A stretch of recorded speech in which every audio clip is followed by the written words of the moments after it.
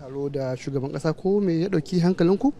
Mun zo mun sake kasan kwanaki mun zo mun magana da shugaban kasa muka yi mishi bayani akan matakin da muka sa a kasa game da wannan zanga-zanga.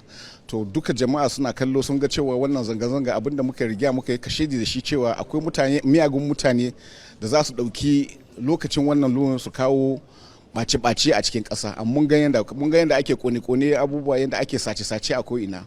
To yanzu mun sake zuwa kuma da shugaban kasa mun zo mun yi mishi bayani matakin da muka dauka. In mun ga cewa mun ga 'yan sanda suna kan aikin su, mu sojoji muna nan muna kallo a tsaro. Yanzu abin da ake ciki mutane suna son su mai da abun wani abu. Mun duba ciki mun ga waɗansu sun ɗauki tutocin waɗansu ƙasashe suna yawo da yawa a ko'ina suna yawo da shi.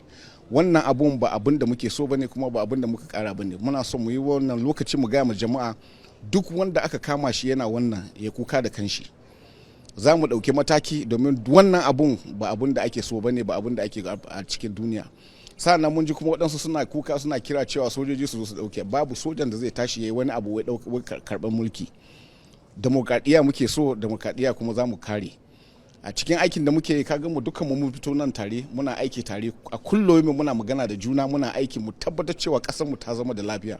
Kuma maganar da muka yi ma shi shugaban kasa mun tabbatar mishi da cewa muna aiki tare dukkan mu muna son kasa muna son demokradiyya ta ci gaba, babu soja babu wani da zai tashi wani abu tare.